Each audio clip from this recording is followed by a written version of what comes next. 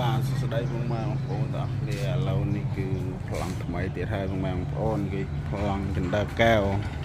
តែខ្ញុំមិនបានរៀបចំចន្ទើបានរួចរាល់ទេបងប្អូនគឺត្រឹមតែមួយវគ្គសិនណាបងប្អូនហើយចន្ទើខ្ញុំធ្វើព្រៀងសាច់ជាថ្មីហើយប្លង់ចន្ទើកែវនោះធំមែនទែនហើយមនុស្សច្រើនណាស់បងប្អូនអើយព្រោះអីទេវតាក៏ច្រើនមនុស្សក៏ច្រើនព្រះសង្ឃក៏ច្រើនគឺប្លង់នេះគឺប្លង់